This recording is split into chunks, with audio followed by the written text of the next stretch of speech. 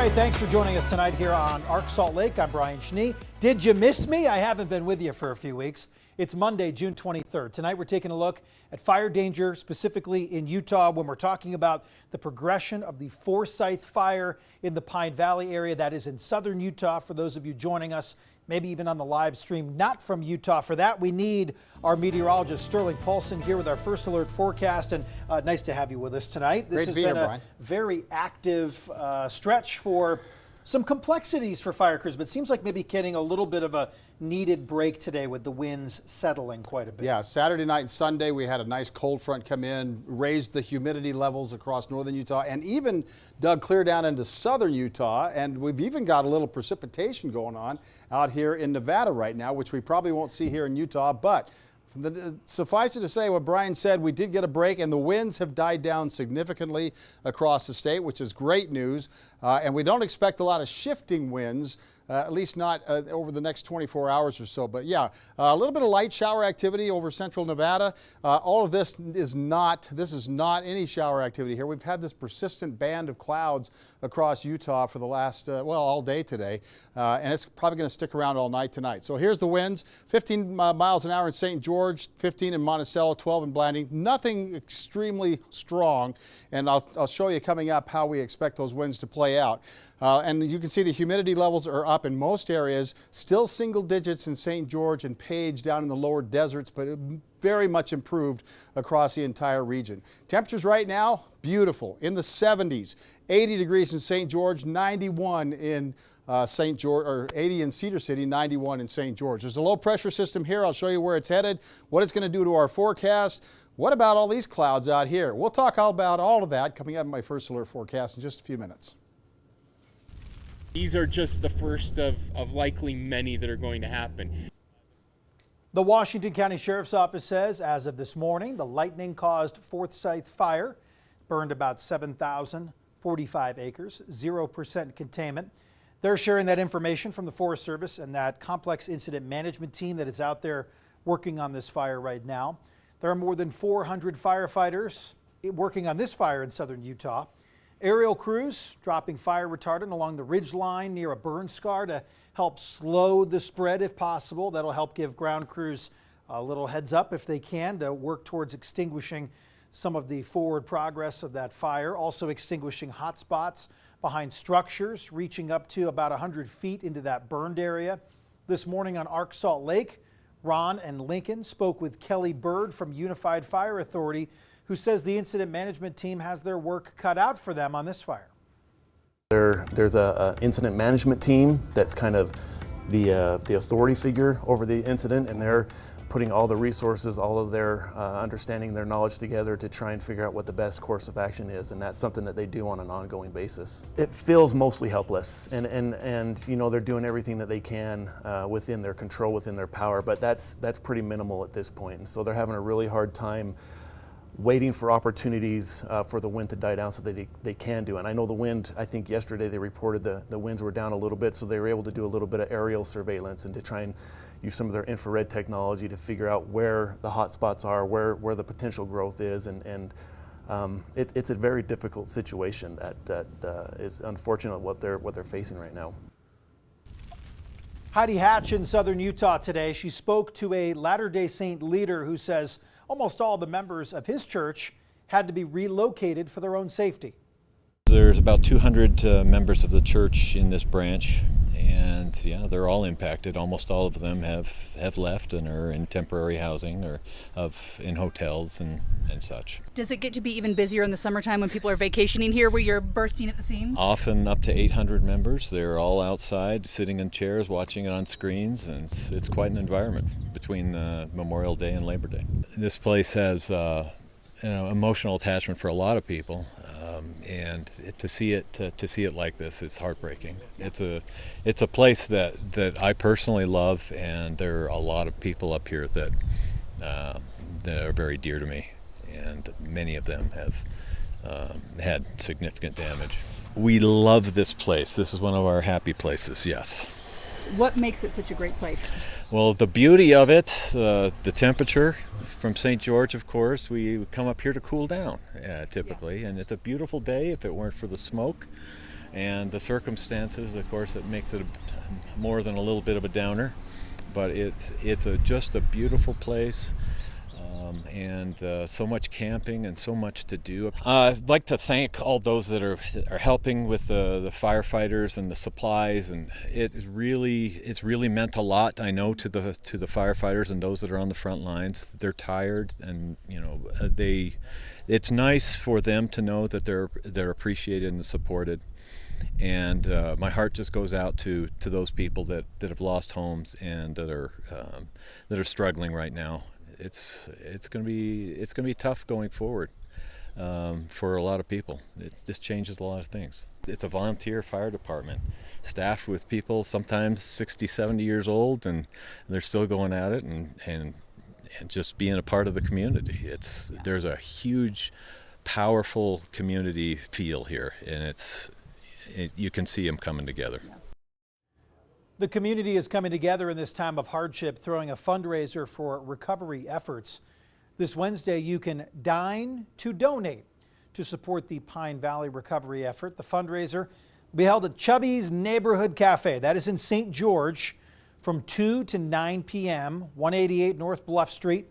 If you can't make it, you can also donate to support the Pine Valley community by Venmoing the contact there you see on your screen on this flyer. Right now, crews from several western states are in southern Utah trying to knock back the Forsyth and the France Canyon fires. We'll talk more about that one in just a moment. But what happens if wildfires in Utah get too big and local crews need more help? And what happens if fire crews in the region are spread too thin? Paul Nelson shows us how the agencies work together during a time of need. These guys, the Lone Peak Hotshots, just got back from working on 3 different fires, the Sterling and Forsyth fires in Utah, along with Burnt Canyon in Nevada. And now they've been ordered to get some rest and recover, since they'll be deployed to more fires soon enough. So right now, for our 20-person hand crews, we've got anywhere from about 110 to 120 crews assigned nationally right now. That includes resources across the Southwest, southern Utah. Sean Peterson with the National Interagency Fire Center says they're at what they would consider normal for this time of year, but he also says normal is still very busy. Some of Utah's fire crews have been deployed to Nevada, Wyoming, and even Canada. When you have so many requests from so many agencies asking for resources, how do you prioritize which one is, say, the more pressing need? Is it Utah or is it Alaska, or what are we looking at? So when we get a request for any type of resource in here, specifically some of the tactical resources like hand crews, hotshot crews, smoke jumpers, air tankers, in the order that comes into us, they will determine the values at risk for that incident. That means if there are structures, communication towers, or energy infrastructure at risk, those fires would be considered a higher priority. For now, Peterson says we're at what they call National Preparedness Level 3, which is when fire crews start to get spread out pretty thin. We are starting to see some competition for resources across the geographic areas, but outside of individual overhead requests, we've been able to fill just about every request that's came in here to the Coordination Center. He's expecting that we'll reach Level 4 in about a month. When we're extremely busy, when we're at National Preparedness Level 5, no fire is going to get everything that they want, though, but we are not there yet. Now, in order to be considered a large fire, it has to have burned either 300 acres of grass and sage or 100 acres of trees. But there is another problem area that has people concerned. Alaska has 50 large fires, relatively new, so a lot of the national resources will have to go up there. Paul Nelson, KUTV 2 News. Well, good to see the Lone Peak Hotshots home for a few days. They'll be on R&R and back ready to go in just a few. Also continuing to burn in Utah, the France Canyon fire has grown to more than 23,000 acres. In an update today, fire officials say they have some containment on this fire. It is on the southwest portion by some of the nearby structures, still a good distance away. They feel confident that that area is pretty secure. Nearly 750 fire personnel on scene working to contain this fire. By the way, there's more fire personnel working on this fire than on the Forsyth Fire. So just put that into perspective here. On Sunday, the fire moved east into the Kings Creek campground, where crews were able to protect the campsite. Today, crews used bulldozers to help secure structures in the area. Fire crews and law enforcement asking you to slow down if you are driving by this area. This area has a lot of smoke leading to lower visibility. Wildfire season definitely here to stay. Those 2 major fires started last week and 5 more in the last 24 hours. This all comes ahead of one of the busiest times of year for fire crews. It is the 4th of July. Ahead of the celebrations, fire crews are calling on Utahns to be prepared. Firefighters say that you should always know which fireworks are legal in your area. Keep a bucket of water nearby. Never allow your children to handle or ignite fireworks. The governor was pretty strongly wording his hopes for all Utahns when it comes to fireworks, by the way, when he spoke just a few days ago. So maybe leave it to the professionals this year. Good idea? I think so. Coming up on Arc Salt Lake, Idaho parents who fear their children were taken by their older sister, who's part of the fundamentalist Latter-day Saints.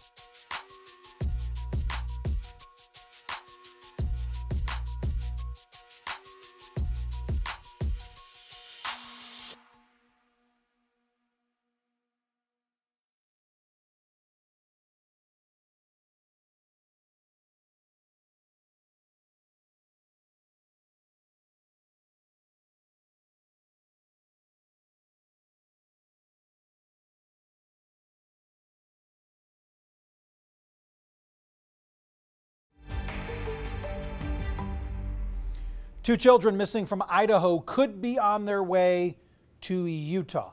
The children's mother says they left a fundamentalist LDS group and believes they may have been kidnapped by a former member. Before we move on, remember, we shared something like this with you out of Arizona a few months ago. If you're interested in the reunification sort of aspect, did a lot of coverage on that. You can find it on our YouTube page. Anyway, regarding this, Leslie Duarte spoke to the children's mother and the organization who is hoping to help find them.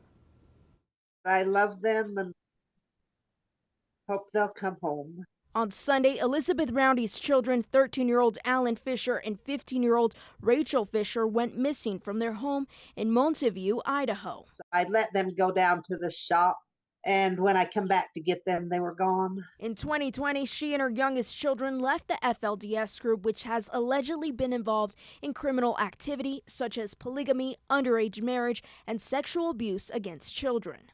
We know she is not safe, especially based on the latest revelations that have been coming out of the church. Tanya Toole, with Holding Out Help, works with families who have left religious cults and says she is worried for the children's safety. What is the latest revelation that has come out of the church? Yeah, there's been 2 revelations. The first one was gather up your children, essentially the end of the world is coming, that the followers could become translated beings, but they must die first. Toole and Roundy say they fear the children were taken by their older sister, who is still in the FLDS group. We believe the children left in a gray Honda sedan from Idaho. What do you want police to do?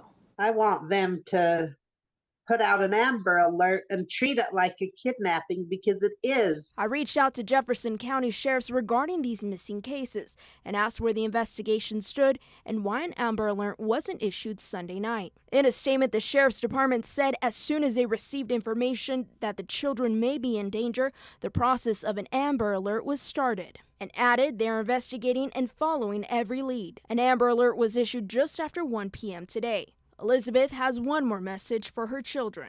Call me. I'll come get you in a heartbeat. I love you. The mother adds it's very likely her children will be kept away from public view and will be moved around, but adds that if anyone knows information about her children's whereabouts, to please contact the local police department.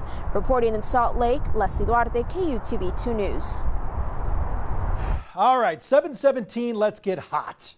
More than 30 records for high temperatures were set this weekend across the eastern part of the U.S. Now, beaches across the eastern part of the country are crowded with people trying to keep cool as temperatures soar up to about 20 degrees above normal for some areas. By the way, I was in Chicago a few days ago. Boy, that humidity hit me. I wasn't ready for that. It's been a few years. In New York City, officials are urging people to find a cooling center if they don't have access to air conditioning.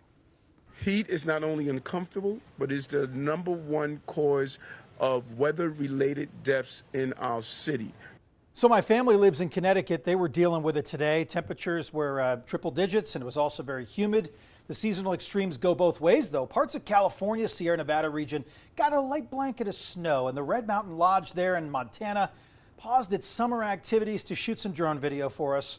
With activities they're paused because of 4 inches of snow dropped over the weekend, and it looks quite delightful there. Today, people living from the Central Plains to the Great Lakes on alert for severe thunderstorms, hail, and even some tornado possibilities. And right here in Utah, I'd say we've got the best of everything right now. I mean, yeah, we do. I'm not going to disagree with 72 That's and pretty sunshine. Nice. Yeah, that heat we had last week has moved east. It's going to stick around there for a while. Picked up some moisture with it, A little bit of humidity, so you get those temperatures around 85 to 90, and you've got 80% humidity. That's a lot of heat. Right TMI, there, so. I was a little sticky. Well, you don't. Your skin doesn't evaporate. Like, you know, it's not. Wasn't ready for it. Evaporative cooling goes away, so swamp coolers don't work either. But we have good swamp coolers here in Utah. 72 degrees, as we mentioned here, Salt Lake City, Provo, and Ogden. And partly cloudy to mostly cloudy skies over Salt Lake City. We've had this persistent band of high clouds over us most of the day. Okay, the fire weather warning is in place here for eastern Utah, the northeastern part of the state, and portions of northwestern Colorado until 8 o'clock tonight. So after 8 o'clock, we should see those temperatures headed down, humidity levels rising so that they can take that down. So here's our situation. We've still got that low pressure system, which is going to linger for a few days, by the way. It's going to kind of lift, and then it's going to kind of dumbbell back around. Let's just sit out here. So So we're going to see this southwesterly flow. We're going to see some clouds. We may even see a little bit of this moisture in Nevada sneaking into Utah and popping up a shower or two, but nothing of any subsequent big rainfall totals or anything like that. This is not rain. This is clouds that are moving through and that's picking up. These are light showers out here over northeastern Nevada. So there's your humidity levels. Very nice. 22%, 33% in Provo, 13% in Delta. You get down to south. Hanksville's still at 9%. Canyonland's 10%. And you can see those lower deserts at 8% at St. George and Page. So that's going to be the problem areas. We're still going to see the southwest winds, although not as strong as we had as that cold front approached, because all that cold air has already moved in and moved out. So we're going to see the light winds. This is what we've got right now, 15 miles an hour in St. George. But the mountains and the fires create their own weather patterns, so you can get very gusty winds in a fire when the rest of the area around you doesn't necessarily see those winds. So let's put it all into motion. The winds die down tonight. They pick back up again in southeastern Utah tomorrow, up to 20 miles an hour in Moab, 15 miles an hour in Milford. So that's enough to cause some problems for firefighters. Then they go away at night. They come back in the afternoon. This time they're kind of a little bit farther north, up in portions of Wyoming. And that dies down a little bit across the southwestern part of the state. So that's something we're looking at as well. So hour by hour, we're going to keep the clouds overnight tonight. It's going to stay cloudy, but the temperatures are going to be cooling down into the 50s, and that is going to feel wonderful. Okay, 94 tomorrow in St. George, 97 on Wednesday, 100 on Thursday, and then we're triple digits for the rest of the week. And in fact, it gets downright toasty Sunday and Monday, 106 and 108. And then we stay at 104 on Tuesday and Wednesday. The normal high is 98 degrees. Salt Lake City, our normal high is 87. And we're going to be pretty close to normal the next couple of days. Then we get above normal again and right into the weekend. Temperatures in the mid-90s, triple digits as we get into Monday. Tuesday and Wednesday, we're still in the mid to upper 90s and no rain in that forecast. And we'll be back right after this.